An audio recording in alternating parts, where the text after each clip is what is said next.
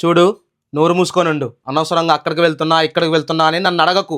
నా పనికి అడ్డు రాకు చెప్తున్నా. నీకిష్టం ఉంటే ఉండు, లేకపోతే నోరు మూసుకొని మీ పుట్టింటికి వెళ్ళు. అంతేగాని ఇంకోసారి నన్ను ఎక్కడికి వెళ్తున్నావు అడిగావో చంపేస్తా.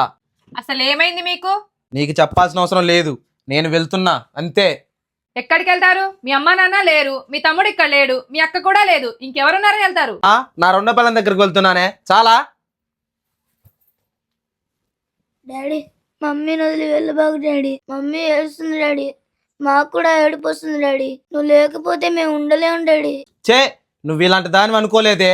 పిల్లల మనసులో నా మీద అసూయ నింపావు. నన్ను రాక్షసుని చేస్తున్నావు. నేనేం చేయట్లేదు, మీ అంతటా మీరే అవుతున్నారు.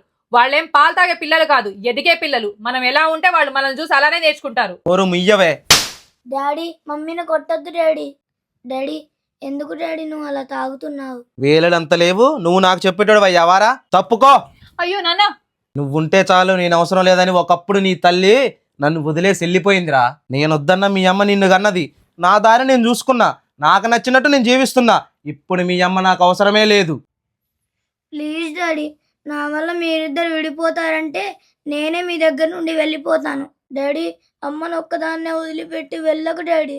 అమ్మకు నువ్వంటే చాలా ఇష్టం డాడీ. ఏంట్రా ఊరుకునే కొద్ది ఎక్కువ మాట్లాడుతున్నావు? ఎందుకలా పిల్లగాడు బాధపడేలా మాట్లాడుతున్నారు? వాడిని ఎందుకలా నెడుతున్నారు? వాడు చిన్న పిల్లగాడు, వాడికి ఏం తెలుసు? మీ అమ్మ నాన్న నీ పట్ల అలానే ఉన్నారా? పిల్లలు పుట్టాకైనా మారతారనుకున్నా, మీరు మారరు. నేను మారను.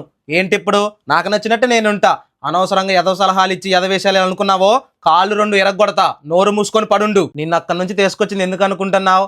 జస్ట్ నాకు వండి పెట్టడానికి. ఛీ, మీరు మనిషి రూపంలో ఉన్న మృగం. మీరు మాట్లాడని కూడా నా మూర్ఖతో. చిన్న పిల్లగాడితో ఎలా మాట్లాడాలో తెలియని మీరు ఒక తండ్రేనా? అసలు మనిషేనా? ప్లీజ్ అమ్మా, నాన్ననే ఏమనకమ్మా. మీరిద్దరూ నాకు కావాలి. మీరిద్దరూ లేకపోతే నేను ఉండలేనమ్మా. ఏడోకు నాన్న.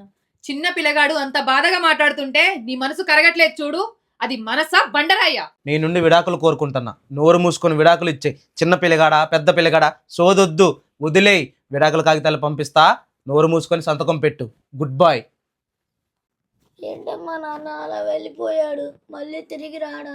వస్తారులే నాన్న, నువ్వేం ఏడవకు. కాసేపు కోపమే, అది తగ్గిపోయాక వచ్చేస్తారు, సరేనా?